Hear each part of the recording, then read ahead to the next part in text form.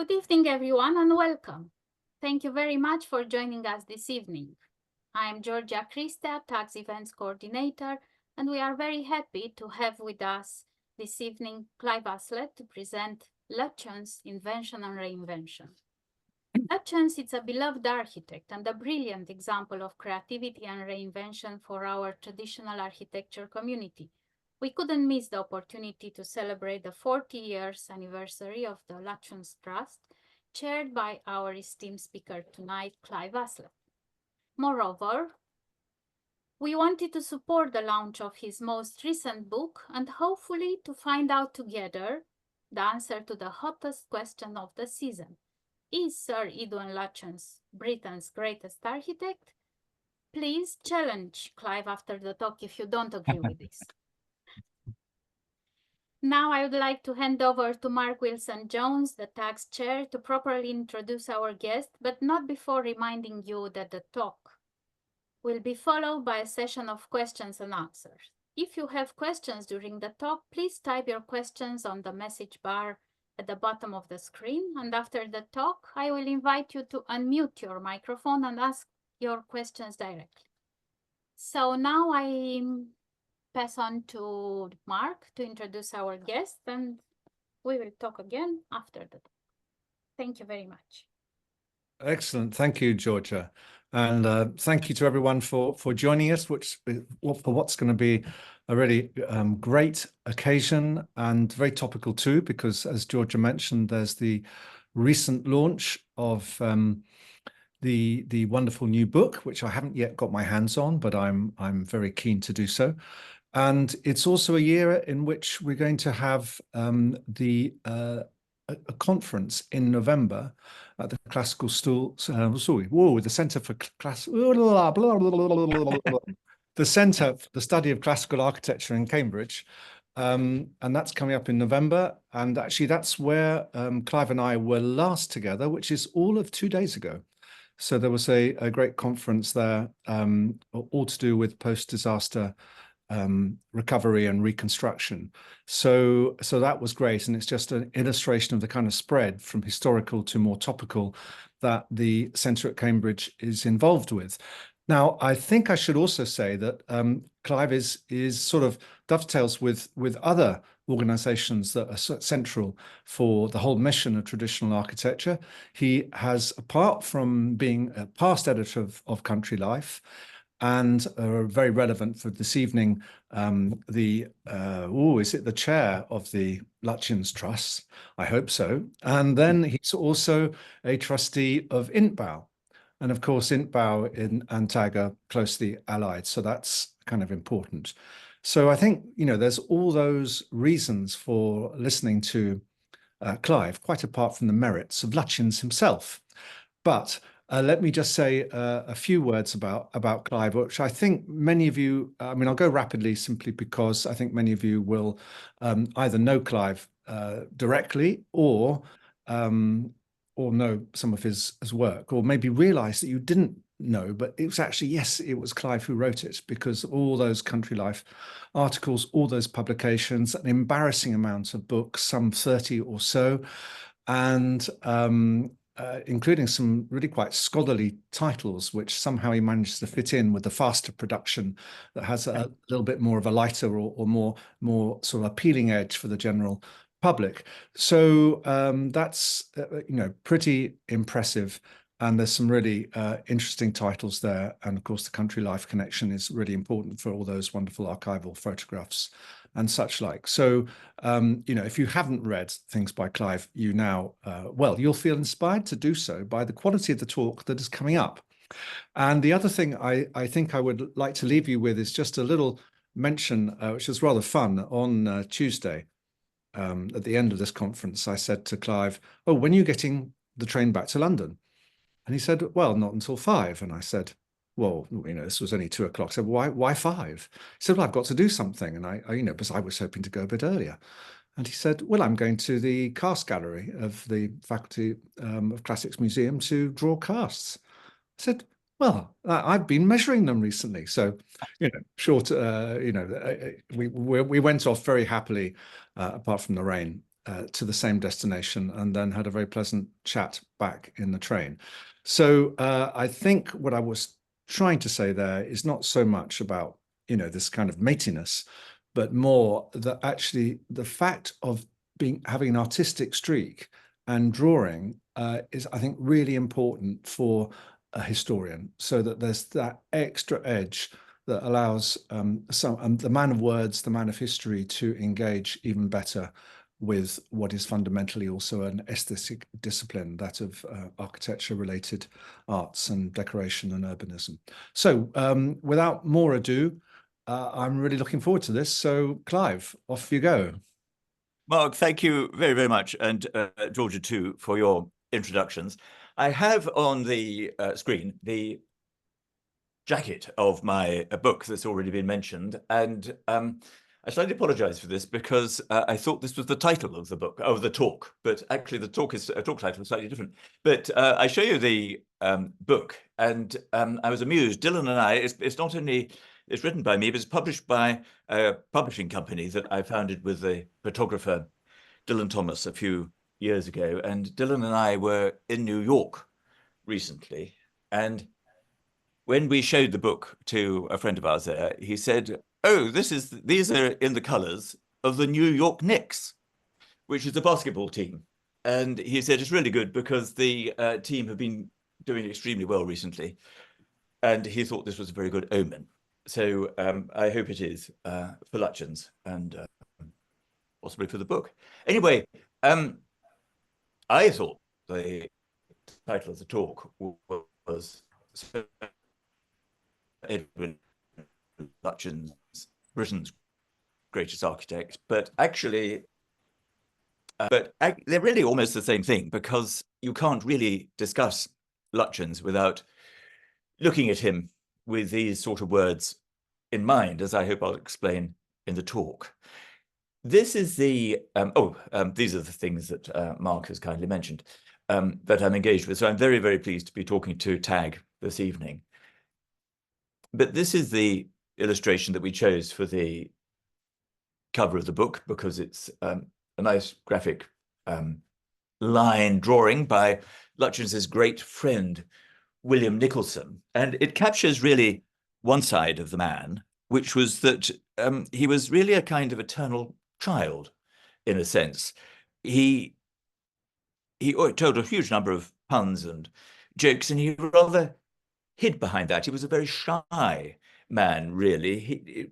It possibly hailed from the fact that he had been ill as a child, and he hadn't mixed with other children in the way that might have been expected of somebody of his background. He didn't go to boarding school, and he was always rather conscious of this, and he felt that it put him at ill at ease with other men, not so much women, but with other men. But he had this very impish sense of humor, and he told so many funny stories that people found that their face was aching after an evening with.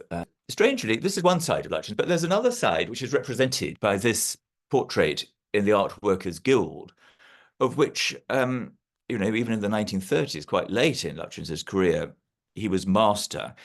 It's a marvelous portrait painted by Meredith Frampton. And Meredith Frampton does tend to make all the sitters look a bit like this, a bit glacial. But actually, in the case of Lutyens, I was sort of puzzled by it at first, but the more I thought and read about Lutyens, the more I realized, that it represents a different side of his personality, which perhaps Meredith Frampton picked up on. Because although he was in society a rather clowny, he put himself over as being a rather jester-like figure, I suppose you might say, there was also a very profound sense to him, which only came out in words on very few occasions, but it was something that was expressed in his architecture. He felt that pure geometrical forms were a kind of window onto the divine. That seems to have been how he felt, and that's something which comes out very much in the later half of his career. and it's something I discuss quite a bit in the book. So there are these two sides to him. But Britain's greatest architect, well, one of the things about him was that he built an enormous amount. And that's not necessarily a guarantee of greatness, but it sort of helps because there's an enormous oeuvre to discuss. And this is a painting by Carl Laubin, painted, I don't know, 20 years ago or something, and it shows all Lutyens's work in a capriccio. And you can see how many there are. I mean, there are at least sort of 550 major commissions, not quite all of them in this painting, but you can see a lot of them. You can see the unbuilt Liverpool Cathedral in the middle, Viceroy's House, Rashtrapati Bhavan, top left, Castle Drogo and Lindisfarne, top right, all these country houses down at the bottom, and all these war memorials and war cemeteries kind of bottom left, and the commercial buildings roughly in the middle on the left-hand side. So, I mean, there's a tremendous oeuvre, which is one quality of greatness, I suggest. But more than that, he was building for things that were very important to his age. For example, he captured the kind of self-image, the domestic self-image of the Edwardian decade in all the country houses that he did. Then the First World War came about, and he built monuments like the Cenotaph and war cemeteries. I mean, these were completely, nothing like this. No memorialization of this kind had taken place before. Never had there been cemeteries in which ordinary soldiers were buried, all of them. Literally any body that could be found, even if it was a part of a body, was buried with full honors. This was not something that ever happened. There has never been war memorials of the type that we think of, say in a village, naming everybody in the locality. These were completely new things which had to be invented at the time of the First World War. And Lutyens was very much at the center of the national movement to do the best that we could. And we did do extremely well in the Imperial War Graves Commission, now the Commonwealth War Graves Commission. I suspect, I don't know, but I suspect that the decision to remember everybody in exactly the same way, whoever they were, whether they were a general or a private, Lutyens would have contributed views on that. I mean, maybe it was possibly his idea. I don't actually know that, but it would have conformed very much to his philosophy. But as well as those, which we'll look at a bit in a little bit, he designed, for example, the Cenotaph, which is a national memorial, where services of remembrance take place every year, of course, on November the 11th to this day. And the extraordinary thing about it is that it is a completely abstract monument. There's no religious imagery attached to it at all. It's a very complex monument in terms of the maths, which took Lutyens a long time to work out. And it was strange, really. We didn't quite know where he got this mathematical ability from, because he didn't really go to school. But it took Lutyens, 35 pages of his notebook to work out the maths for the Cenotaph, because it's based on a subtle form of entasis. But the striking thing is that it is pure geometry, and it doesn't make an appeal to religious sentiment at all, which is very unusual in an age which was really quite bombastic. If you think of Edwardian Baroque that had been built before the First World War, or indeed the ideas that his contemporaries came up with for memorials. So he expressed things that were very important to the age. He found the imagery for empire at New Delhi, even though the empire was about to end, or the Raj was about to end. Nevertheless, he found an expression for his age. And then he also found this elemental form of classicism to express express, well, really to address new challenges of the post-war world, building things that on a scale that had never been built before. He didn't build skyscrapers, but he found a means of addressing the issue of these very large buildings through classicism. So he was both addressing major issues of his age, and he was also, as we'll see, being inventive and moving the language of architecture forward. Well, he began life in Thursley in Surrey in 1869. I'm just going to check. There we are. I'm looking at my phone for the time. And he spent a lot of time there because he didn't go to school because he was ill. And his father was he had been an officer. He'd served in Canada and elsewhere, and he invented something. He invented a kind of rangefinder. He was well, this was a range. He wasn't in the artillery. He was an infantry officer, but this was a rangefinder which could be used by the artillery, and it was in service for 40 years. So it was obviously quite a thing. So it may have been that there was some mathematical gene in the family, or some mathematical kind of knowledge that Lutyens might have picked up from his father. But his father, Charles, left the army, and he wanted to become a painter. Lutyens was christened Edwin Landseer Lutyens after the famous, very successful Victorian painter of animals. Landseer had actually become rather rackety by the last years of his life. Lutyens' mother didn't really approve, but apparently, according to family legend, he offered to adopt one of the children because it was a big family, and they didn't have any money, and that was quite a usual thing at the time. But Lutyens' mother really, really objected. But Lutyens spent a lot of time wandering around the Surrey lanes and looking at things in Thursley. Bottom on the left-hand side, you can see the cottage where they all grew up. It's actually a bit larger now than when this family of 13 was living there. This is in the middle, there's a sort of typical mix of Surrey materials just down the lane. That building top right is just opposite the church. And this is the sort of building that Lutyens kind of internalized. It looks as though it's about 1700, but one glance shows that this is a Georgian refacing of a medieval building, because you can see that that blue door isn't in the middle, it's off on one side, because it's actually giving into the screen's passage of what had been the hall. And you can see that in the roofline too. And you can also see around Thursley, and this might actually be an alteration by Lutyens, but bottom right, you can see the technique of what they called galleting, which is to stick little bits of flint into the wide mortar joints of the Bargate stone.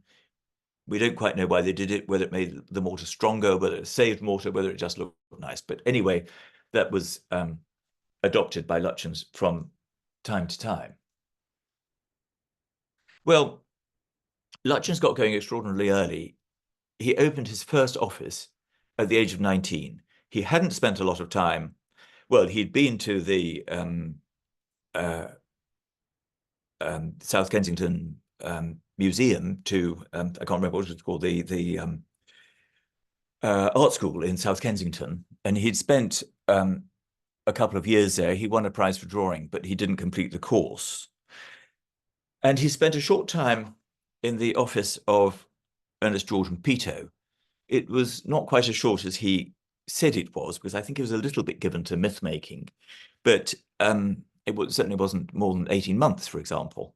So it wasn't a very long time. I mean, Herbert Baker, for instance, stayed there for 8 years. So it was a short time. Then he got a legacy, and he knew people around Surrey because it was it was a rather impoverished family, but it was well connected, and he got a commission, and so he upped and left, and he opened his own office. But actually, it wasn't like he was a child prodigy exactly. I mean, he was very young to open an office, I should think, even by the standards of the day. But his designs initially were quite sort of derivative of Norman Shaw. But my feeling strongly is that what really made him was the meeting he had with Gertrude Jekyll, which took place when he was sort of in his early 20s. When he met Jekyll, she was 20 years older than him. She was a middle-aged woman, and she was getting into gardening because her eyesight was failing. But Gertrude Jekyll is an absolutely astonishing woman. Before, well, she came from a family that was, again, like the Lutyens family, it was a sort of upper middle class family. I think, well, her father was had also been an officer in the army, but they were a bit better off, but not aristocracy or anything like that. But they're very well connected, and lots of kind of arty people came to the Jekyll's house in London, and then they moved up to Surrey. But Jekyll had a very wide range of connection.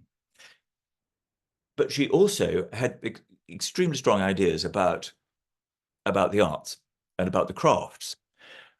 She corresponded with Lutyens, for example. I can't quite remember. I'm sure she would have had some connection with William Morris, but she had lots of painters amongst her circle, and she was also well connected, and her brother was too, with people who were kind of in the larger world, who might provide commissions to Lutyens when he got going. But she knew that she was going to have to make her own way in the world. I don't know what point she decided that she wasn't going to marry, but she was an unmarried Victorian woman, and the future for such people was either they had to live rather quietly with their relations, or they became governesses or school teachers or something like that. But this wasn't what Gertrude Jekyll intended to do. She had tremendous craft skills in terms of embroidery and woodwork, repoussé work, metalwork, making jewelry and so on, skills that were related to houses, to domestic life.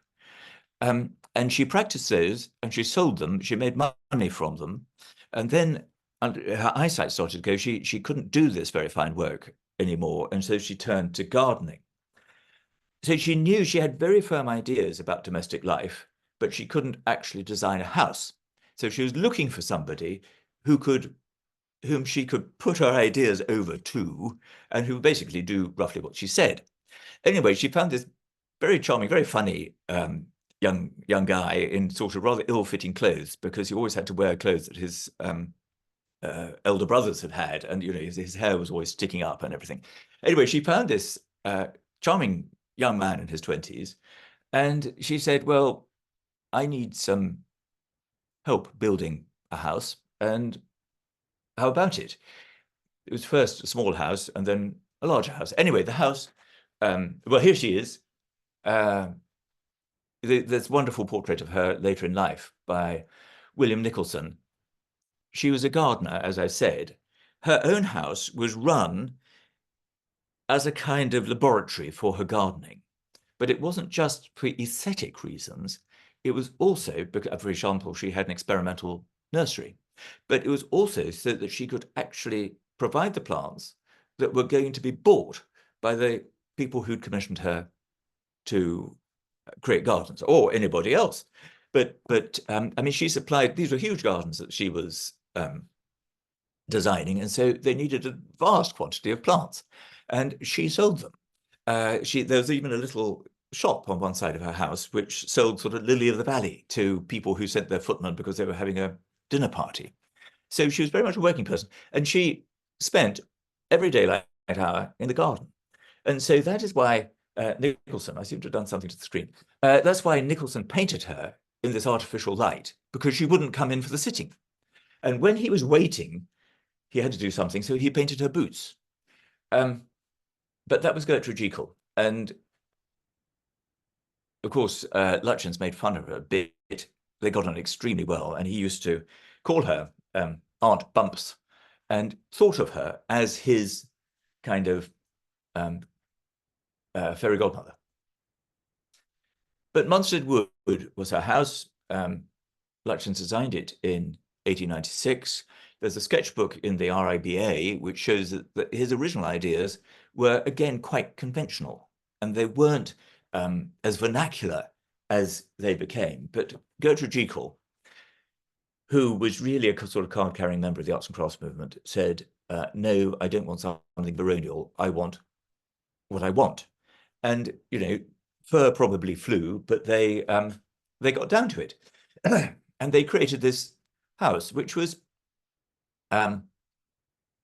remarkable. I mean, it's very remarkable. It's remarkable for being a small house, or being, I mean, it looks quite a large house today, but in Edwardian terms, it was a small country house. And that was a great building type which emerged to satisfy the needs of essentially the upper middle class, who was doing very well.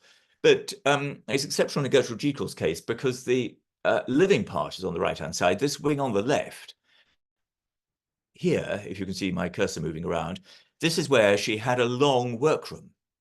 And she was working there when she wasn't in the garden. She was working there making sort of, you know, wooden inlay and things like that. Another thing she did, of course, she wrote books. Obviously, she had a book room. She was a journalist. She wrote books, but she also took photographs for the books that she wrote. And her darkroom is one of these rooms down here. But this is part of a new building type that Lutyens was contributing to and became the master of, the small country house. It was all Lutyens's clients. They're rather like Country Life. Gertrude Jekyll introduced him to Edward Hudson, who founded Country Life. Everybody in the sort of Hudson world, and I think probably pretty much in Lutyens's world, was a sort of liberal, a liberal with a capital L. They weren't conservatives. There was almost nobody apart from Sir George Sitwell who was a conservative. You know, these were the progressives, and it's a paradox that to be very traditional, like Lutyens was being, was actually to be very progressive. Because if you were a conservative, you probably wanted a quite different kind of house, probably on a bigger scale, you know, probably for field sports, you know, not a house on a small, relatively small, you know, 100-acre small, but, you know, I mean, quite small by the standard of the day, or 50 acres or 12 acres, that sort of plot in Surrey, somewhere with a good view and a beautiful garden. Other people were doing these houses, but as Tim Britton-Catlin has said, Lutyens, you know, he picked up ideas, he got ideas from everywhere, but he always did them better. And I think this is sort of the case here. I wouldn't say it's, you know, there were other arts and crafts architects. It was an amazing period for architecture. There were so many great domestic architects, but it's undeniable that Lutyens did it better. I mean, here he's picking up, at Gertrude Jekyll's insistence, on the Surrey vernacular, which she wrote a kind of extended hymn to in a book called Old West Surrey, because she went around collecting all the bits of what another person who lived nearby referred to as the civilization of the rural English. They also referred to the people living around as peasants. It was what they regarded as peasant culture. And she collected all these sort of trivets and beehives made out of straw and smocks and things like that, things that were vanishing. It was very nostalgic. And she put this over to Lutyens, and here is a house built out of these local materials of Bargate stone, clay tile, rather thin bricks for these fantastic chimneys. The sort of curiosity of this very windows without any dripstones over the top or anything. Well, just tiny ones made out of tile, but they're more or less flush with the wall. That's actually a Surrey vernacular motif, which they picked up on. And in another book that Jekyll wrote was called House and Garden. And in it, she sort of alludes to her relationship with Lutyens and how sometimes they had a bit of a ding-dong. Sometimes he was right, but usually, I think usually she was, or at least she got her own way. But she she describes how she would walk over from the little house that Lutyens had already built, called the hut, and she would walk through the woods, and she would visit the site every day because she loved these old craftsmen, and she describes in sort of sensuous terms the sound of the bricks being laid, the sort of slosh of the mortar and the chink of the trowel as it cuts the brick in half. It's really extraordinary the way in which she enjoyed watching these craftsmen at work. Well, this is what it's like. This is a very Lutyens-y. I mean, he was always doing these starbursts in his early houses. But the point about it is, you reach this house. This was Gertrude Jekyll's view of how a house should be reached. She didn't want people driving up in their carriages, let alone a motor car. That was utterly horrendous from her point of view. You had to stop at a little wooden gate, and then you walked to it, or she walked to it from another house called Munstead House, and she came through the woods. But visitors had to walk across a kind of lawn before they could approach the house at all. Anyway, you got to it, and you saw this arch here that's on the left, and if you went through the arch, you came to another arch, which is the arch. Well, sorry, you can see, you're glimpsing through that arch, and you're glimpsing into the garden on the right. So you can see those hydrangeas. You get a glimpse of the garden. But the extraordinary thing is, you don't just walk on and get to the front door. The front door, you have to turn sharp right, and there it is, beneath this overstructured timber arrangement, which really isn't really doing anything at all, and it's sort of it's a mystery, really, quite why it's there. But anyway, this is very typical of Lutyens's planning. These quite small houses, even the classical ones, it's always a journey. The plan is always a journey, and it's never straightforward. There are twists and turns along the way. And this is really the great glory of the house, this upstairs gallery. This is the most successful thing, I think, and Lutyens repeated it elsewhere at Deanery Garden, for example. But you can see this oak construction. Sometimes they used green oak construction. Actually, here they used oak that had been seasoned, and when Jekyll writes about it, she describes remembering every oak when it was growing, and these trees were cut down and then seasoned for many years in the woodyard, but she had a personal relationship with each tree, which then became these very splendid members, oak members. Quite an interesting thing about Lutyens's arts and crafts work is that it also embodies sort of geometrical principles, because it had to, because if you're designing with very simple tools, as Lutyens was, when you're setting things out, you do so by sort of simple geometrical means. And equally, you might see a geometrical interest in the garden when you look at, for example, this square pond surrounded by these sort of, they're not very circular just at the moment, but these sort of circles of box, and the boxes are in, he had a bit of a joke, it's a box, bush in a box made out of stone. So a box in a box, but the boxes are on square boxes. The circular boxes are on square boxes. And that kind of principle can also be seen in the facades. I'm just going to talk in terms of his early houses about 3 that are owned by the National Trust. Munstead Wood has just come to be owned by the National Trust. That is intensely exciting. And the Lutyens Trust had a little part to play in that, which is very, very nice. But this building shows what a different world Lutyens was creating his buildings for, what a new thing it was, although it was actually intensely romantic, dreamy even, one might say. And but very, very good fun. This is Lindisfarne Castle, and it's one of the 3 buildings that he created, 3 country houses that he created for Edward Hudson, the man who founded country life. Hudson was actually a bit of a townie, to be truthful. He was the son of somebody who owned a printing works, and that's why he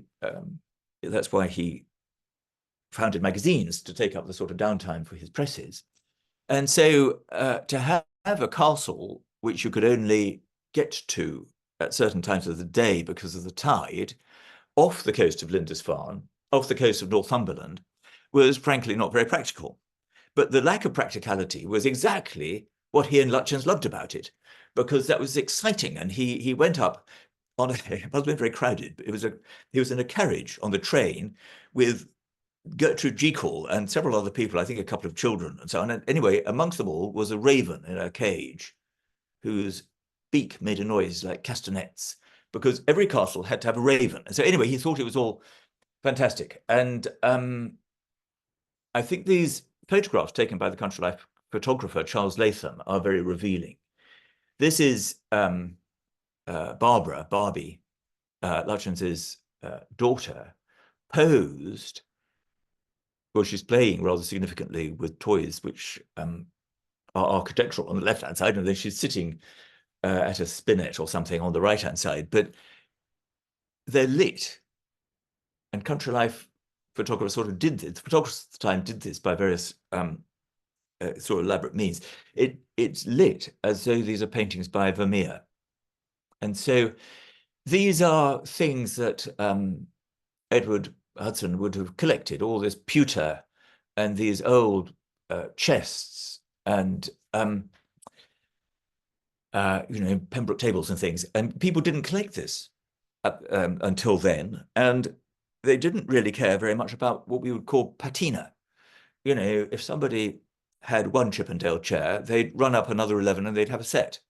It didn't matter because there were very good craftsmen available at the time, but loving these things for the surface texture was something that was quite new. And anyway, this is the vibe that is often expressed in Lutyens's houses for these sorts of clients. I mean, look at that rough plaster on the wall, for example. And the rooms are really kind of hewn out of, like excavated out of this mass of masonry in what had been a Tudor artillery fort.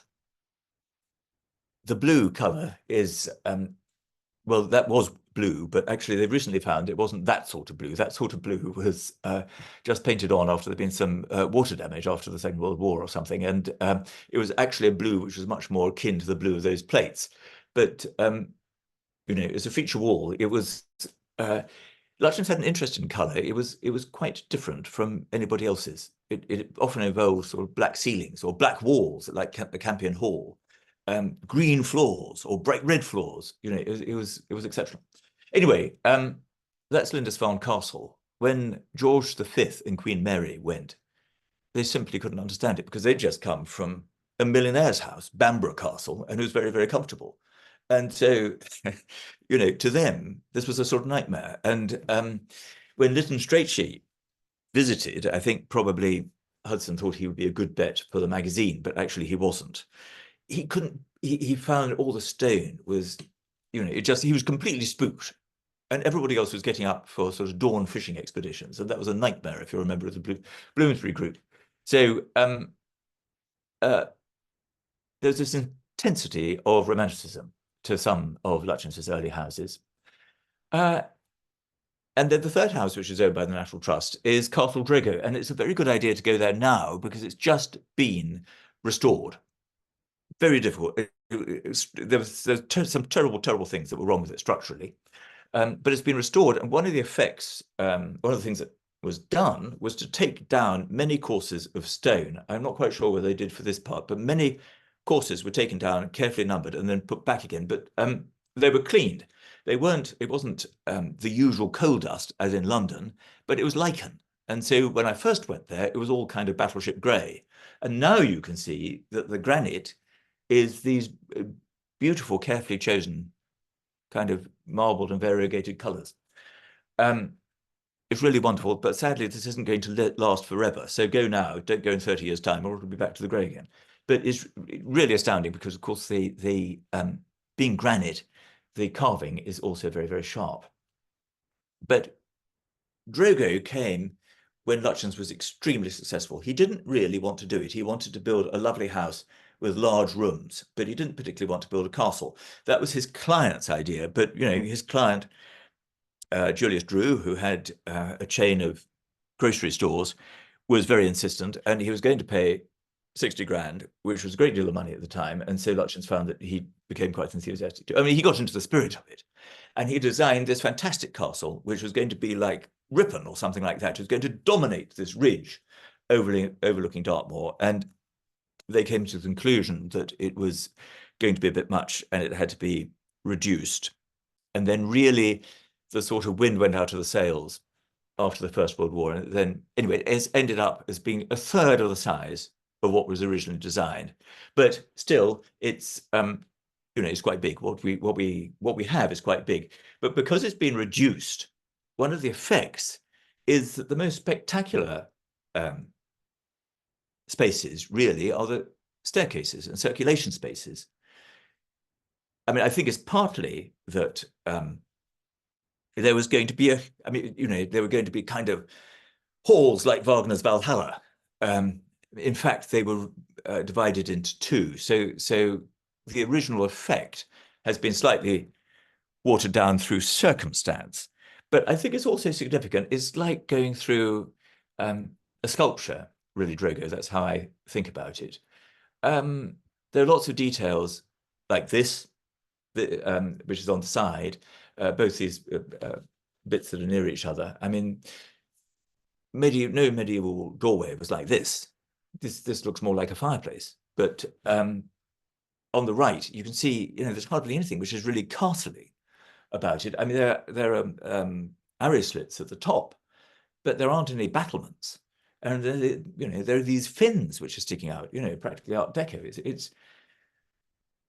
It's really amazing and fascinating. But unfortunately, the thing which is costly about it is that Drew insisted that he was going to have a real castle. He thought this was fantastic because the only thing that had to be painted was the flagpole.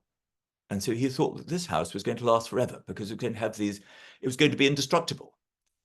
And of course, it would take a lot to heat. But as his daughter wrote in something I read the other day, well, of course, it didn't matter because everybody had plenty of money. And, you know, you could, there was this gigantic cellar under Drogo. I can't quite remember how many tons of coal it contained, but I mean, a vast amount, which, you know, practically a year's supply. Anyway, the solid walls, they weren't quite solid in the end, but they were packed very tight with rubble. So they're effectively solid. That was extremely bad for keeping the rain out. And then also Lutyens experimented with asphalt, which he didn't quite understand. And that was another thing. So it never really worked. It didn't entirely matter because Drew had another house, which was in Torbay, and that's actually where he lived. So this was like a great big sort of holiday thing or sort of picnic spot almost. Well, no, I'm exaggerating, but, you know, he didn't really have to worry too much. He had his yacht, you know, so he had other places he could stay. But by this time, Lutyens was getting onto the geometry that I talked a bit about earlier on. And you can see it on the roof. There are 28 different levels of roof. You know, it's like a kind of great big puzzle. Absolutely amazing. And I hope that the National Trust is going to let people see it because it is quite fantastic.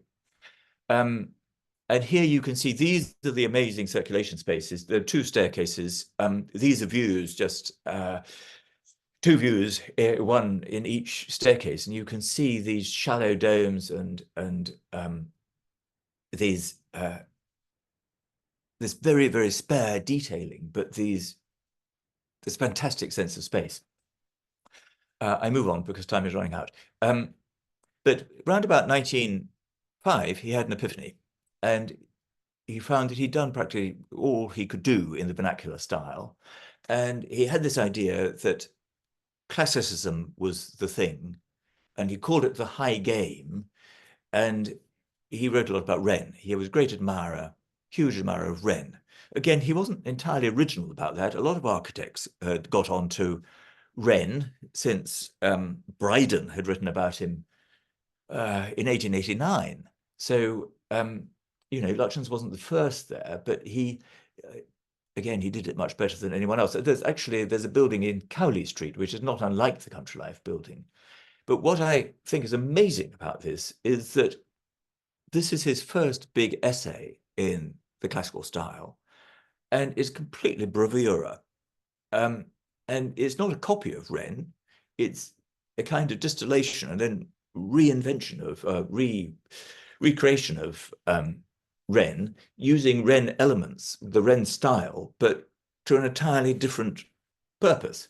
You know, I don't think there's no door case like this in Wren's oeuvre. Lutyens is working with Wren type elements and achieving something that was new. This is a famous country house, Heathcote, extraordinary, built for somebody who lived in Ilkley. Lutyens, who was a bit ruthless with his clients, to be fair, found out that he had a very big, I mean, Ilkley was a place of villas, really, but this chap had a very big income and he didn't spend much of it. And Lutyens felt that he could help in that respect by building a country house, or building this, it's not really a country house in the true sense, but building this big house for him. I mean, it was totally unsuited to his needs and totally unsuited to Ilkley, because it's far more swaggering than anything, any of its sort of neighbours in this kind of Yorkshire villadom. But here, Lutyens is riffing not on Wren, but on San Michele, and particularly the gates to Verona. This is the Porta Palio.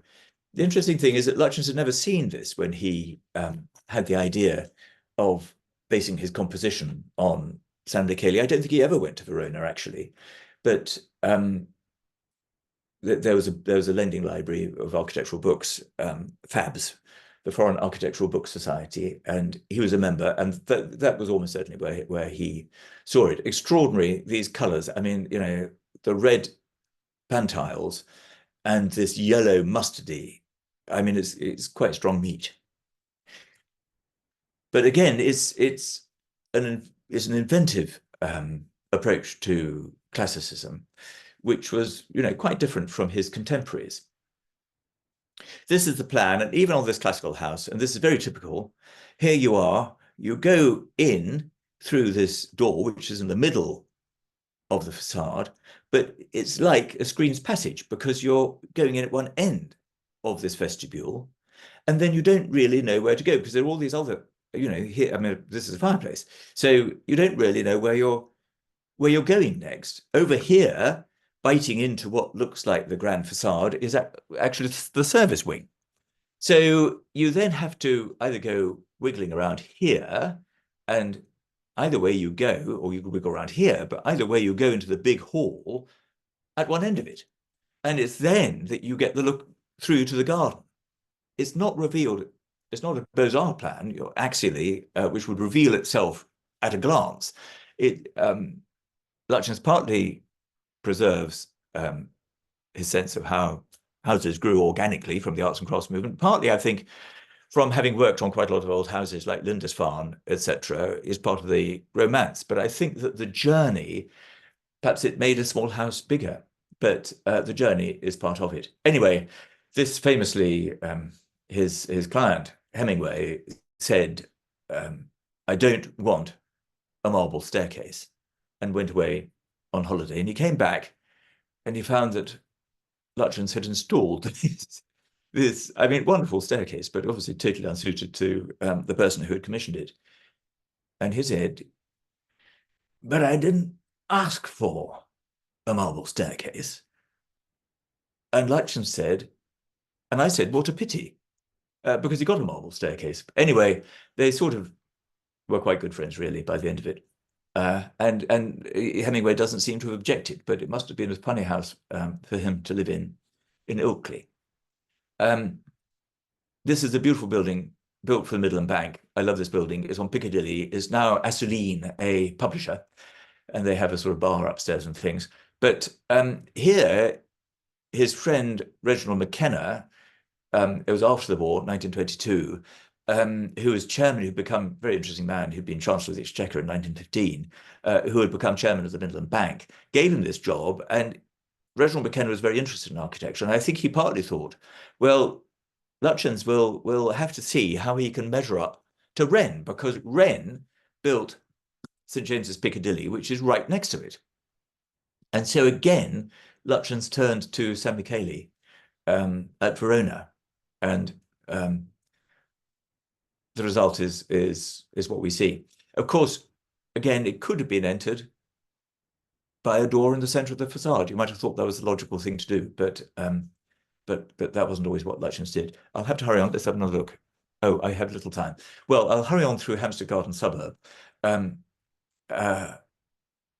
thing about Hampstead Garden Suburb really was this was one of the very few planning schemes that Lutyens had done before New Delhi. That's the layout. All that Lutyens was responsible for was the central square, but he was getting into his mode of classical planning.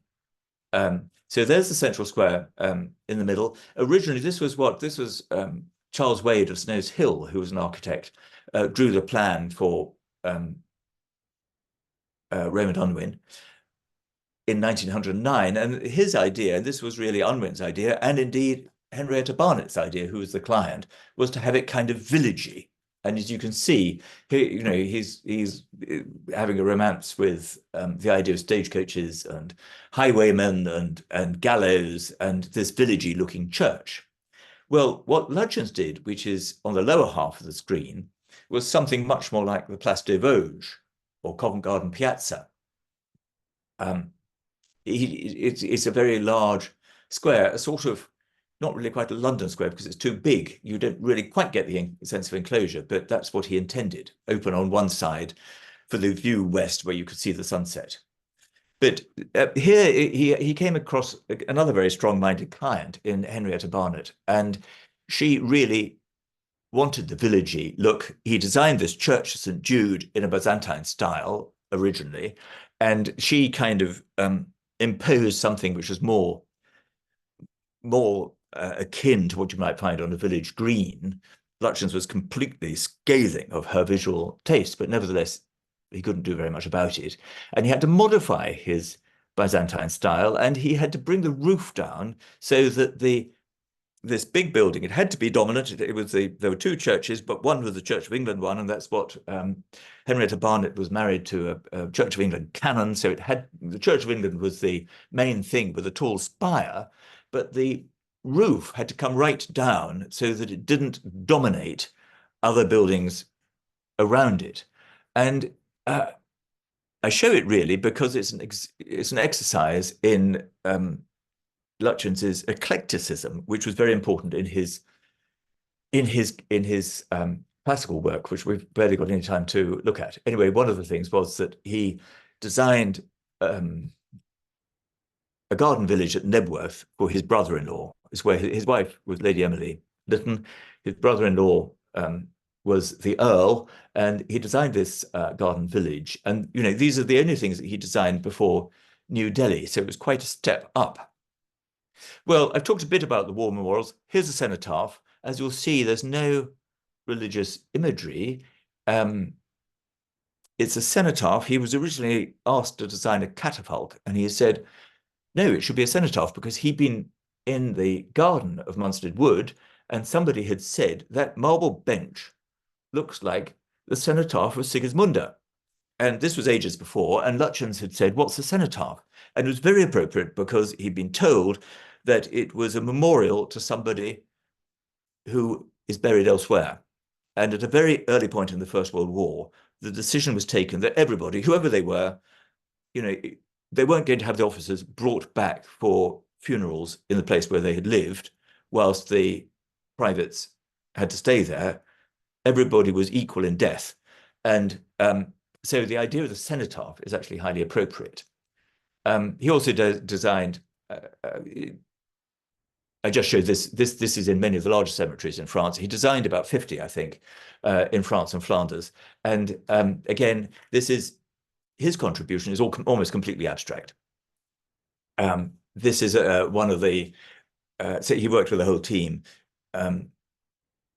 He imposed his ideas on some people, but actually he at other times let people have their head. But this is one of the cemeteries at Tarp, a huge cemetery, because there was a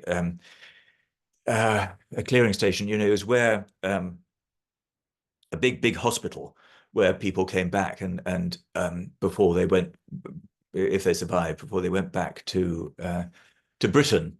So an enormous number of people died at this very big hospital complex. And here you see the idea of the cenotaph kind of reinterpreted with Lutyens' idea. He was very keen on the idea. He didn't really like flags. They were flappy and they distracted from the architecture. He liked the idea of stone flags. And this was one of the few places where it was realized. The Thiepval Arch is not, in my opinion, a very beautiful building, but of course it wasn't remembering a beautiful thing. It's the memorial to the missing, the people whose bodies could not be found on the Somme.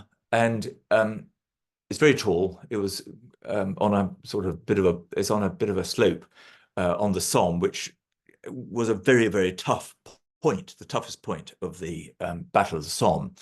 And as you can see, it's a kind of reflection on the triumphal arch, but not in 2 dimensions, in many dimensions. Arches are interpenetrating each other. Oops. And again, this is, Lutyens is working with a very, very ancient and familiar classical theme, but interpreting it in a completely new way. Well, he also, these beautiful, I won't talk about these, those private memorials. Well, from 1911, he was laying out the imperial capital of New Delhi, and there he is with Herbert Baker and somebody else, and Swinton possibly. Anyway, on an elephant, because it's one of the best means of transport. They got a good view of the site from the elephant. Well, this is the enormous. It was on such a vast scale. Viceroy's house on the right, as you can see, and you can see the plan there of New Delhi. This sort of rather Beaux-Arts meets arts and crafts or meets Garden City plan. Unfortunately, slightly being changed now due to the building campaign by Modi. But Viceroy's house, Rashtrapati Bhavan, tremendously well looked after still. But the footprint of this Viceroy's house is larger than Versailles. So it's on an epic scale, but laid out in a Beaux-Arts geometry, but with a kind of Garden City feeling for green spaces and the planting of trees and so on.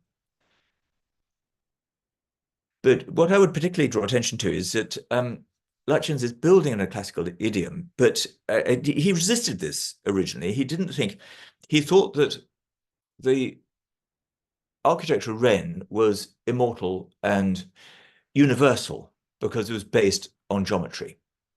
You couldn't have, he found India chaotic. He said you couldn't have Newton without Rennes because it was part of the same mindset. And he thought it was impossible that there could be a Newton arising in a country which was, to his eye, so chaotic and muddled as India. He found it very, very difficult. It has to be said that his wife, who was extremely fed up with the amount of time he spent away from home visiting all his projects and so on and so forth, and felt very neglected. She didn't like looking after a house. She didn't like bringing up children. She didn't very much like sex. So all these things militated against it. And she became a theosophist, which was a kind of new religion which looked to the East. And so when Lutyens was on the payroll of the Raj building New Delhi, she was going around campaigning for Indian independence. So he didn't really, it was one reason that he didn't really love the East very much. But that having been said, he did capitulate in the end, and then he really sort of took fire because this building embodies several Indian motifs and Indian ways of doing things, like these very, very deep eaves to give shade, like these, I think they're called chatras on the top. These they were originally used to mark burial places where people have been cremated. These fountains, which originally were always overflowing with water, he designed a special capital called the Delhi capital. And he took this idea from the great stupa, the Buddhist monument, the great stupa of Sanchi, and he created this dome, which is totally unlike a dome designed by Wren. I mean, the dome of St. Paul's, for example, which is much more simple and geometrical. And this drum, he took, really, it was almost a direct quotation from Sanchi. Here you see, this is actually his coat of arms, rather strange, from the 1930s. But the Delhi capital incorporates stone bells. I'm going on a bit. I'll be 5 more minutes. Stone bells, because they can't ring to predict the end of a dynasty. And he designed them for the Viceroy's house.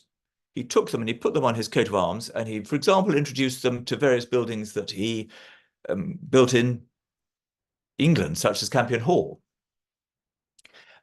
Whoops, sorry. As well as the drum of the dome, you can see, well, I haven't quite explained what the Sanchi device is, but you can see it in this enclosure at Delhi. But this is Sanchi, and you can see that stone is being used almost, I mean, it slightly looks like weaving. This is something which was, you know, Lutyens had never seen this before. It doesn't exist anywhere in the Western tradition. But Lutyens saw this and he realized that this was something he could introduce to make his classicism different and more interesting. And because he gets a lot of stick for not having been more kind of immediately responsive to Indian architecture, I just want to point out that he did use this. You know, he obviously liked it so much that he used it. He used it particularly, very appropriate, because he used it in connection with, particularly with funerary architecture at home. And here is his mausoleum to the Phillips family from South Africa. Rather dreadful people by today's standards, because they took place in the Sir Lionel Phillips took part in the Jameson raid, but became very, very rich. Anyway, that's their mausoleum at Golders Green.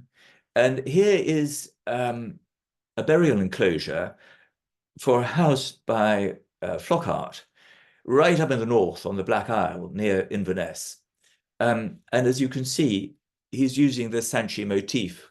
Again, I mean, it may be that this simplified vault in the staircase of Castle Drogo at the in the middle is sort of similar.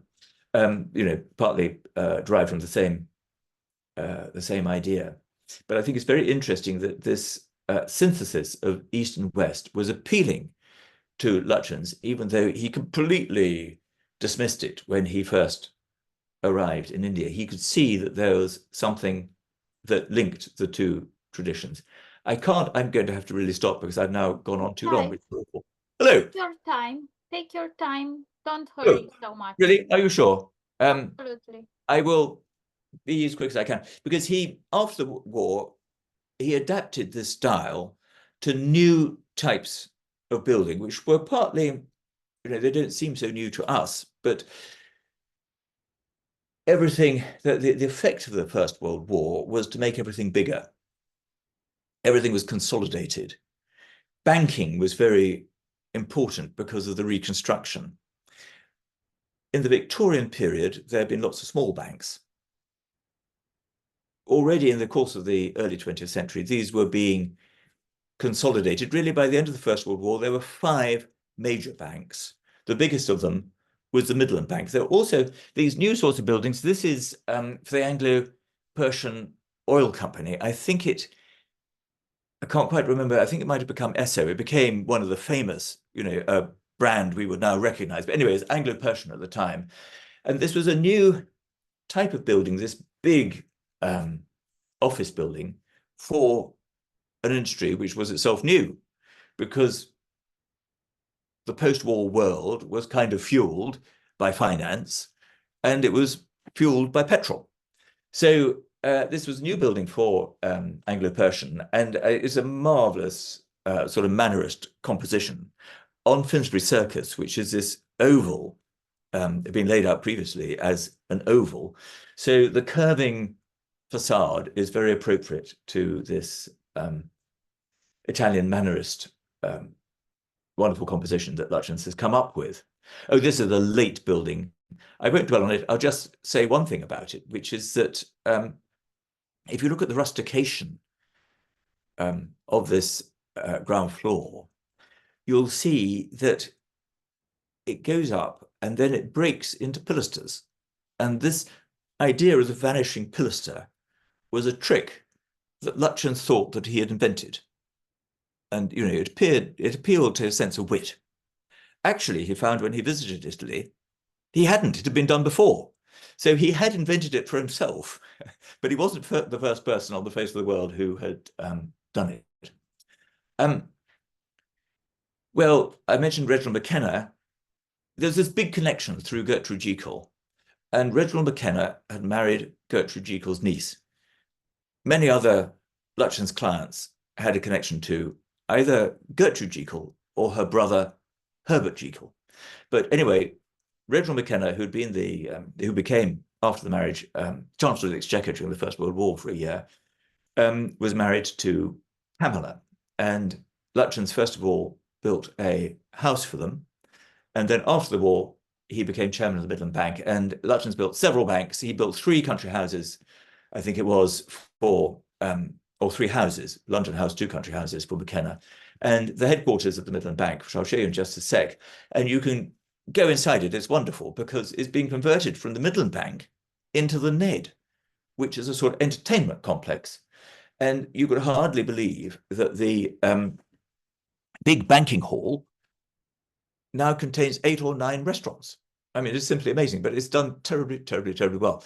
Anyway, I love this perspective by Cecil Ferry, I think it is, with all these people in top hats going into the Midland Bank. But the point I would particularly make about it is that this is an almost abstract kind of classicism.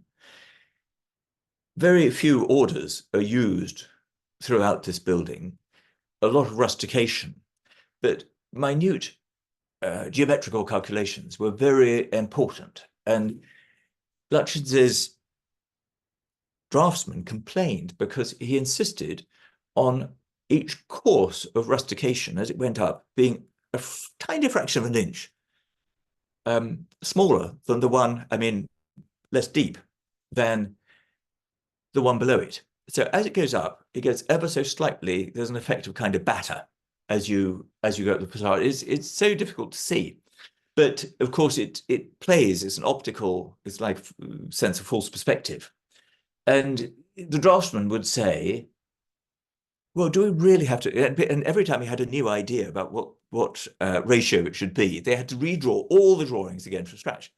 And they said, but Sir Edwin, would it really matter? I mean, the masons are going to make it as best they can, but there's bound to be a bit of give or take, you know, can't we do it about right? And there's no about it, you know, he was just, I mean, I think he was possibly slightly on the spectrum.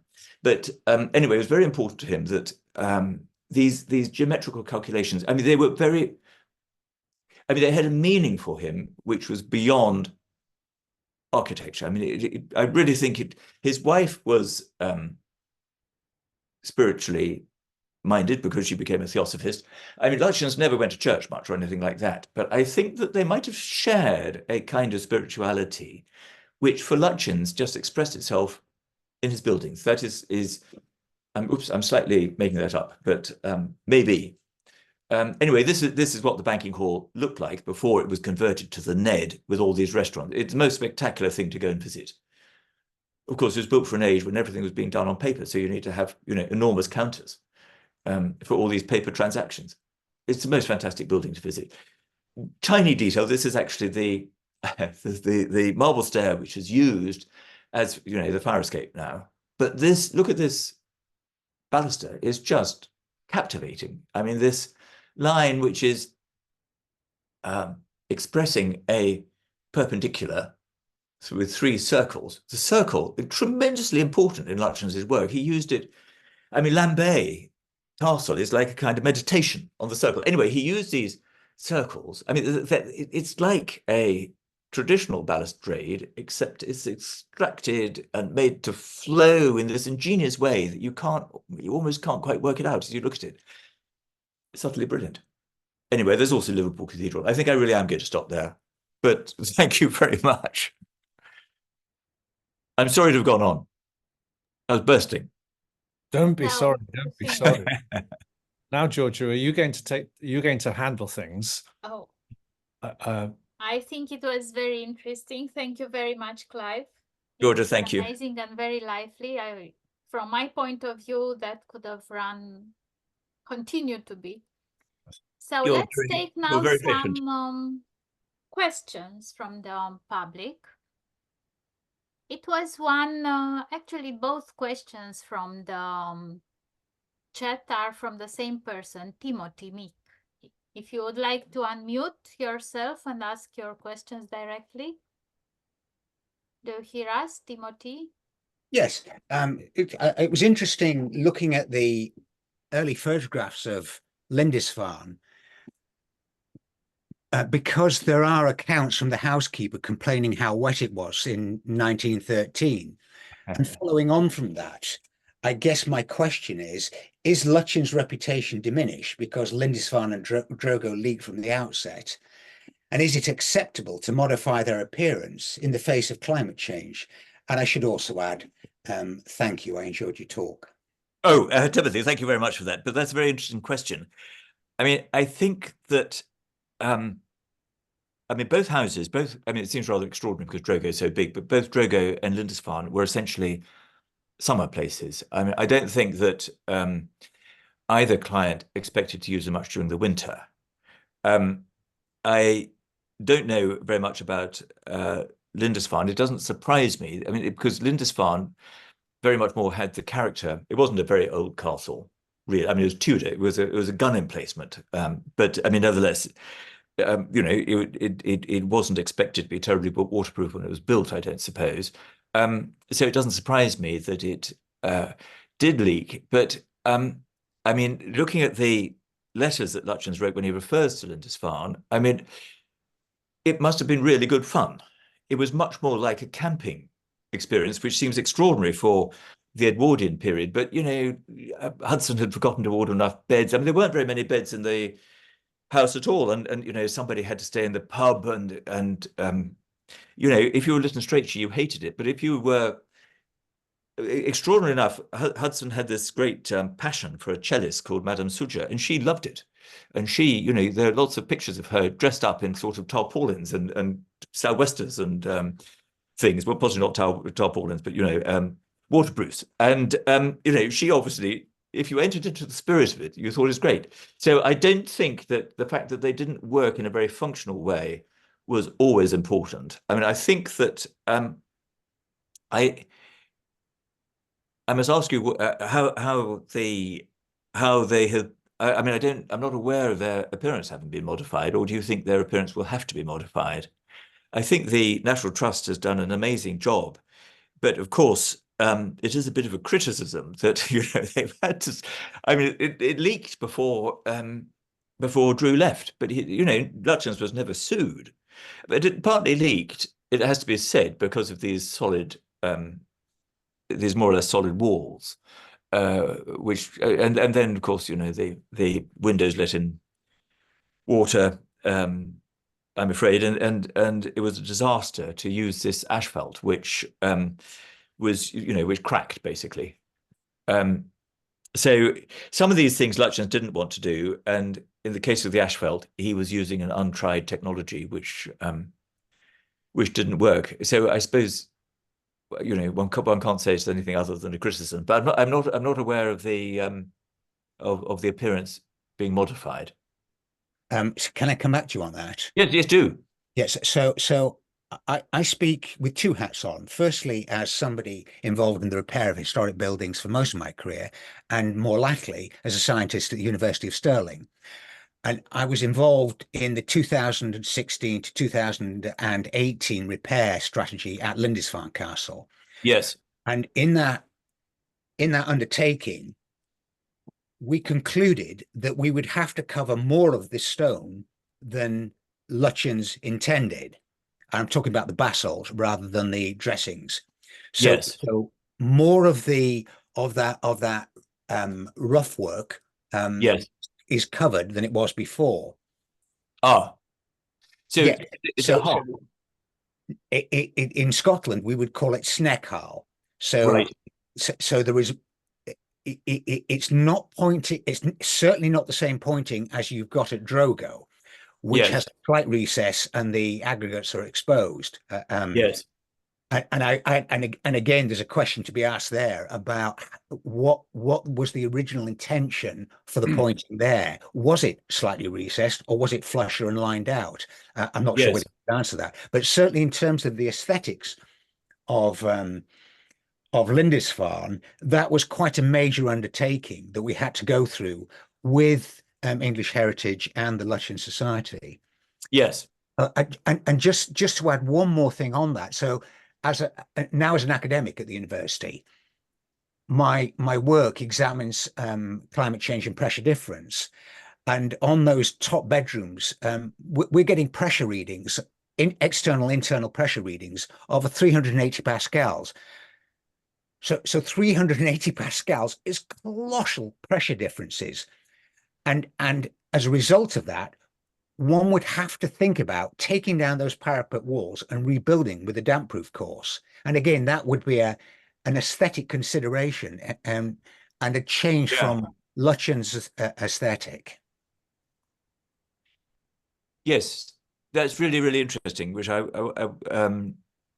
had forgotten that about the snack pointing, but I was at Lindisfarne recently, and Nick Lewis told me about it, so I should have known more. But it's very interesting. It's a very difficult question to comment on. I think that really.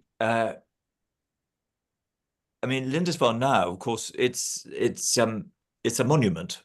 It was a summer home, but now it's owned by the National Trust. Mm-hmm.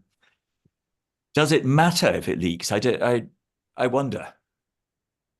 Unless I just put that out as a thought. In a sense, these buildings are preserved as monuments. They're not, it's no longer functioning as a home for somebody from London who's come up to live the life of an Edwardian gentleman. And perhaps we have to look at the buildings in a different light. I don't have the answer, I'm afraid. But I think it's a very interesting question to debate. Yes. If you want to continue it further, you can get my contact details from Nick Lewis. Thank you. Very interesting question. We have another one from Max Mulvaney, if he can unmute. Yes, hi Clive. Thank you very much for Thank you. a really great talk. So my question is, yes, if Lutyens truly was Britain's greatest architect, I'm wondering why he didn't leave behind more of a significant school of followers, or perhaps a continuing architectural movement. It seems to kind of end with Lutyens, if that's perhaps a good way of looking at history. Yes. Well, actually, that's really interesting, because Christopher Hussey said that, when he wrote his biography of him, which was published, I think, was in 1950, I think. Anyway, it was part of the memorial volumes that Country Life published after Lutyens' death in 1944. He said that this elemental classicism of Liverpool Cathedral and the Midland Bank, he thought it could have been the springboard for a new humanist architecture. Lutyens defined himself as being a humanist. But of course, as you say, that wasn't to be. And it's a pity. I think that so he died just before the end of the Second World War, and the circumstances in Britain were so completely changed by the time the war was over. expressed, for example, in the great desire to have a Labour government, which was going to be, you know, not Churchill, it's going to have a welfare state and all the rest. You know, the mood was for change. And I think that Britain was very poor. You know, if you look at post-war buildings, they're built in a really cheap way, which isn't, I mean, that was never Lutyens's greatest characteristic, building cheaply. And I think that people also, you know, were just fed up with the past. I think that there were, it seems, I remember reading a book. It was a book about Profumo by Richard Davenport. But in the introduction, Richard Davenport talks about his father, who was a property speculator. And, you know, he used to sort of drive up and down Park Lane, loathing all old architecture and wanting to replace it with something new, just simply because, you know, it was associated with, people are just done with it. They wanted something different. And I think the fact that Lutyens so much represented that pre-war world probably wasn't to his advantage after his death, immediately after his death.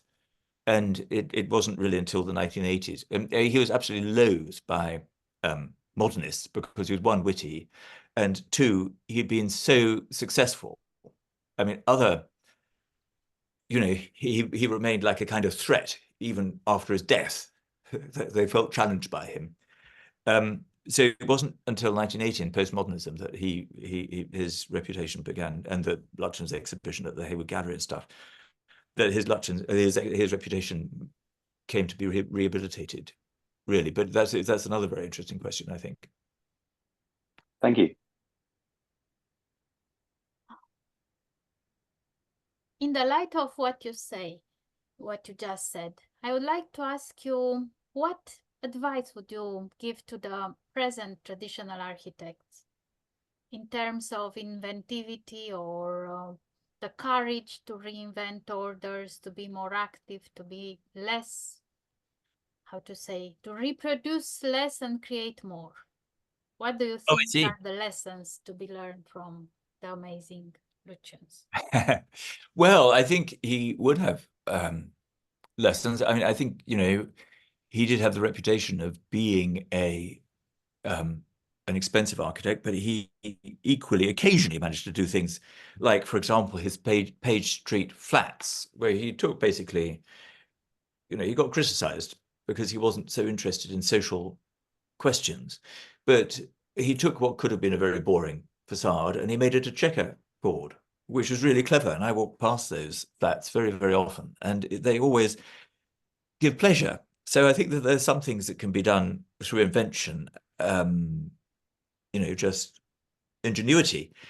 I think that, I mean, he always had an enormous love of materials, which I think is something which we can rediscover today. And I think that, you know, the thing, he had very little architectural education, but he did spend, when he was a boy, he spent a lot of time hanging around kind of builders' yards and carpenter shops and things. And he had this intense love of materials, which you can see in his later career at Castle Drogo, for example, that the different colors of the granite and the coursing of the stone, all which was chosen, you know, every stone was drawn out practically.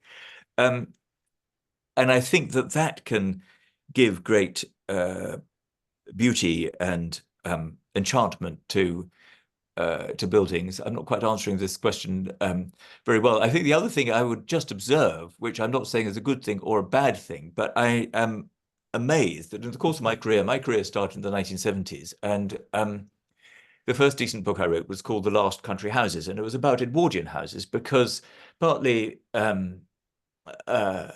was writing the last in a series of books. The previous one had been the Victorian country house, but we didn't quite know what to call this one. Yale published it, and we weren't quite sure what to call it because it went from 1890 to 1939. We should have called it the Edwardian country house, but you know, that wasn't the Edwardian decade. So I said, well, why don't we call it the last country houses? Because for one thing, it's the last in this sequence, but also it's impossible to imagine these houses, you know, that world's gone. But actually, it hasn't gone, or it hadn't gone, because it's come back again. And it's extraordinary to me, particularly in America, but also in this country. I mean, the social conditions of the Edwardian age in terms of the disparity of wealth have returned. But whatever you think about it, you know, it's not a bad time for architects who are looking to do interesting things of a Lutyens-ish type, because there are people who can really afford them. Sorry, that sort of ends on a rather cynical note, but it's just an observation I make, and I'm surprised, but you know, yet they are people who can afford to commission really interesting buildings if they want to. Vincent has a question. If you want to unmute yourself, Vincent, please. Yes, can you hear me? Yes. Yes. First of all, Mr. Aslet, thank you so much for your wonderful talk. So Thank you. You talked before about how pure geometry was a big inspiration for Lutyens, even in his early work. I'm wondering, you know, there are many sketches of Lutyens survive, I think, in the Riba collection, but it's very hard to find studies or even sketches by him where he reveals some of his methods, composition methods on this pure geometry and proportion systems or whatnot. So I wonder if any of perhaps his studies or sketches survive, or if there's anything which was known to be in his library that gives any hints, or perhaps some studies that have been done on this matter. So I was wondering about that. Yeah, thank you very much. I would suggest there was a very, very good webinar by the Lutyens Trust America, Lutyens Trust's sister over the sea. And it was done, an architect called Oliver Cope. It was presented by Oliver Cope, who's an American architect, with Stuart Martin. And it looked at exactly this question of the arts and crafts houses.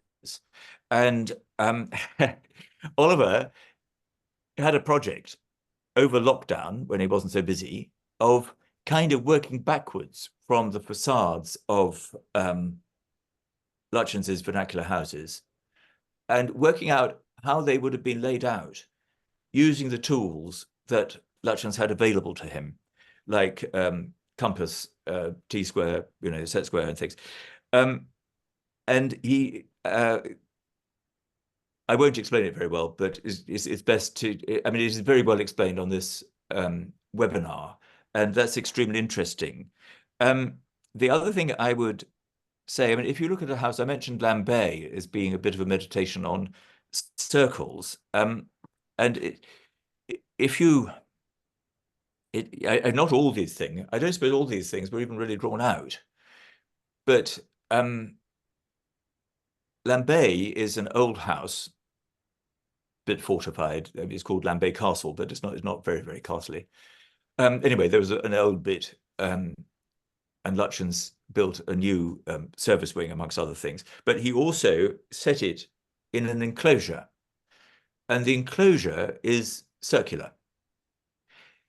Circles, you know, they kind of happen throughout the when you get to Lambert on a boat, and a little boat, and you get off and you walk up the stone kind of little quay that there is there, and you come to a circular kind of bit of lawn, which kind of pivots the path. And then when you go through the gate, you notice that there are these aprons of cobblestones, because otherwise it's very wet in Ireland and the cattle would come and poach the ground. You know, they're laid out as semicircles. Actually, Lutyens didn't.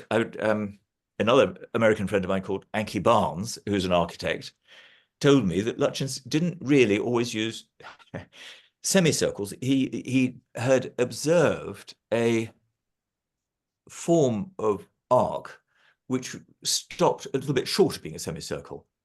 And I think Anki did a study on this, and it's called in Italian Il Pulvino, Pulvino.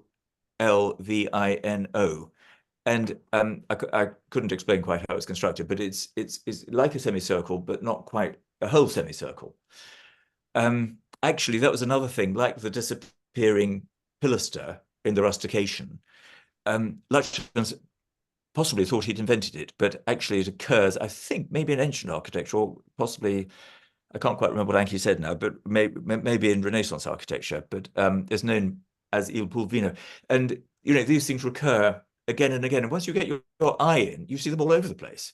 And so I think you possibly might see some on plans, but there's probably no substitute to visiting the buildings. And once you start to do that, you might see more and more. I mean, I'm not sure whether this is really a case in point, but Lutyens designed a huge number of gardens with Gertrude Jekyll, and they very, very often incorporate millstones. It's a very common, I mean, tons of places have it. Well, of course, a millstone is circular. I mean, there would have been a lot of millstones about because millstones were used in windmills and watermills. So there would have been, it would have been like kind of architectural salvage. But I don't know whether or not it's a coincidence that these are circular. And so it was a circular element that he was introducing into the paving of gardens. Very interesting. Right. Thank you for the question. Mark has Thank two you. questions, actually. One more technical and another one about the geometry. Right. Just well, one very small one was before then was just what was the size of Lutyens' office at the sort of largest expansion? How many employees did he have to do all these drawings of the ones you've mentioned, course by course and so on? Oh, well, I'm not actually quite sure. There's a drawing of everybody in his office, but that's quite early on. And I think it was at that point, it was sort of like 10 people, but that was in the country house period. He had a completely separate office to do New Delhi, and he was always away and so on. I don't, well, I don't suppose, I mean, he was, I used to think, I think this may be unfair. I used to think of him as being rather mean. He didn't pay his, the people who worked for him particularly high wages.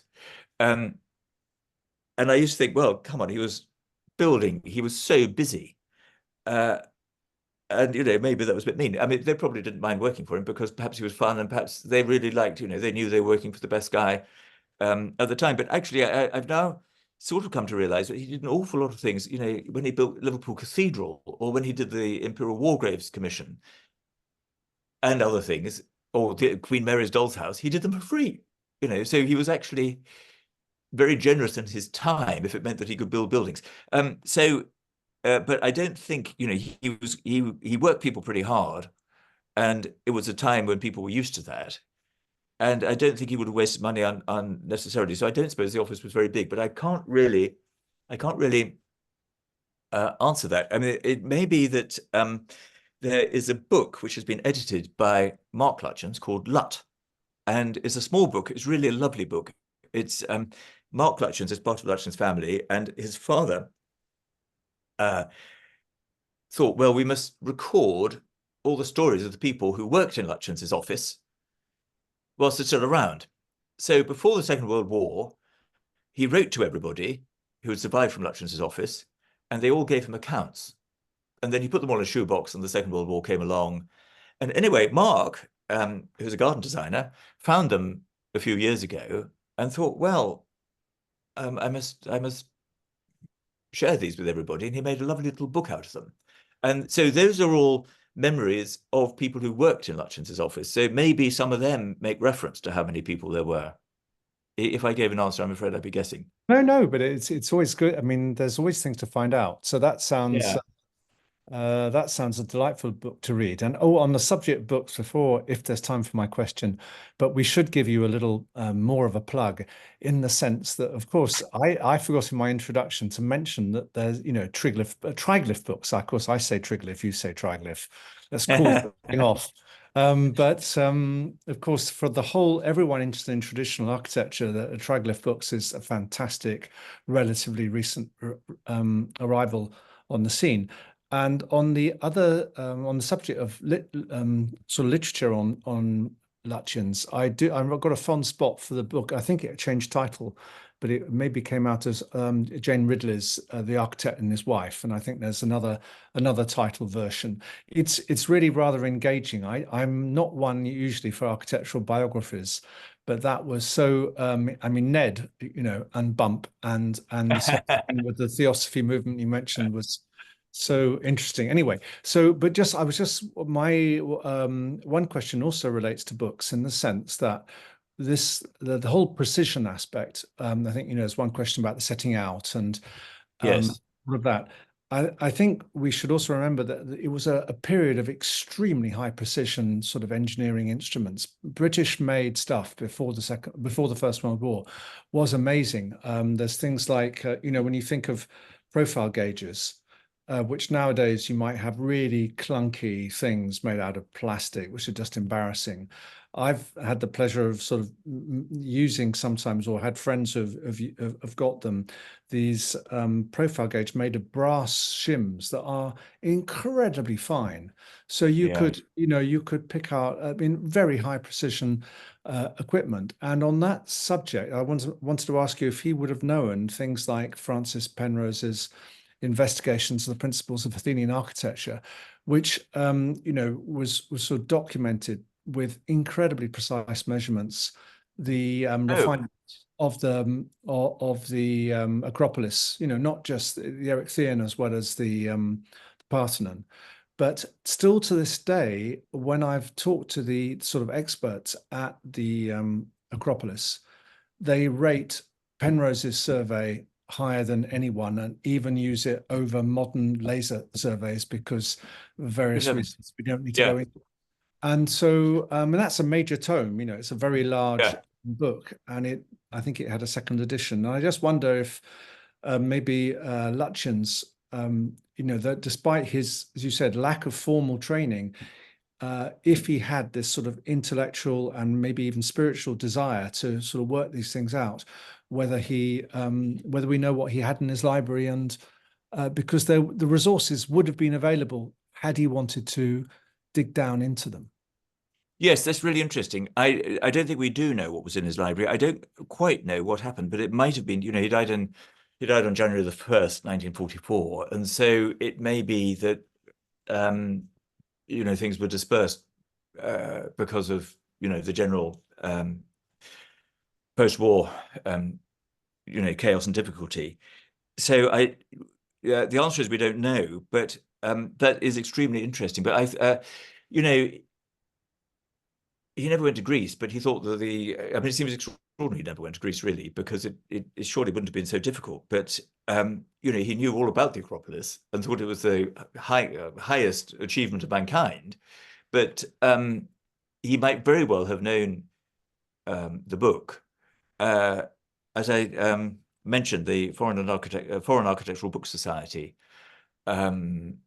these books were lent, and there are various references to him having been to their meetings and having a glass of whiskey afterwards and things. They shared these books. And of course, he obviously he almost certainly did have a very well-stocked library, I should think. And I would imagine it's very likely, but I'm afraid I can't say for sure. But it's it is a very fascinating question how people knew about the fountainhead of classicism without actually being able to visit. I suppose when Penrose measured it, maybe one of the virtues of the book was that he measured it before there'd been atmospheric pollution. So perhaps that's why it's so highly. Yes, it's those kinds of reasons, and I think people have explained to me about things like creep in stone. There's millimetric sort of creep. Right. So various things, but it is held up to be an absolute sort of monument of measuring, if you like. Yes. Penrose's work. So if anyone gets a chance to look at it, it'll be in the RIBA and a few other libraries. It's the other thing I would say is that Well, of course, you mentioned the gauges and everything, but obviously the precision of craftsmen was very, very high. And for example, in the early years of motoring, which coincided with the first part of Lutyens' career, I mean, people were expected to make their own parts for motor cars. So, people were very practical and used to high levels of precision in aspects of their ordinary lives, I suppose. Yeah, that's a very good point. Yeah. I would like to give space to Jan to ask something very much in relation with this discussion about the professionalism of practice, Yeah, thank you. training of. Thank you. It's a very interesting overview of it, and it got me sort of thinking about his propensity for jokes and his kind of well, you mentioned his shyness, underlying his way of doing things, and the fact that he actually trained not academically, but as a lad wandering around the villages. Yes. Picking up. I mean, I'm not sure that I think he had a library in his head more than in books, and was able to amalgamate things that were kind of no academic architect would have done that, because Yes, that's interesting.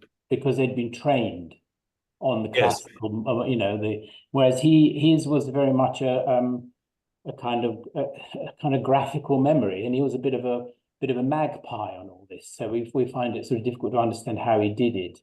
And so my question really arose from how was he viewed by the architectural profession? Because he had this sort of curious reputation. He was very well connected. And was there a feeling that, well, he doesn't get this work because his wife is well connected? Yes, I think there was. Yeah. Sorry, I didn't mean to cut you off. But yes, I think that there was. I mean, there was a lot of, essentially there was professional jealousy. I mean, he had a very bad reputation for pinching other people's jobs. I think that, for example, when the chances, they walked past Munstead Wood and they saw Gertrude Jekyll up a ladder doing something or another, and they struck up this friendship. And I think somebody like Halsey Ricardo was their architect, but they took Halsey Ricardo off and put Lutyens on. Well, that sort of thing was naturally didn't go down very well in the profession. So I think that there was that. Curious enough, I think the fact that his wife was the daughter of an earl was as helpful to him as you might assume, because his in-laws were actually not by the standards of the aristocracy particularly loaded, and actually Lutyens all his life had to work very hard to keep up with an insurance bond that he had to take out in order to marry Emily. And that was extremely expensive. And also Emily was, she saw no reason just because she'd married an architect that she wasn't going to live like the daughter of an earl. So she employed, they always had lots of servants. So it was a rather expensive household. So I don't think that marrying Emily was particularly helpful. I think actually the connections he had through Gertrude Jekyll were much, much more helpful. But of course, that wasn't necessarily how it was perceived. And I think people made quite catty comments because he was just simply so phenomenally busy, particularly before the war with all his country house commissions. But I think I was going to say something else which related to the first thing that you said, and I've forgotten what it was. But just the way he amalgamated different details from different things he saw.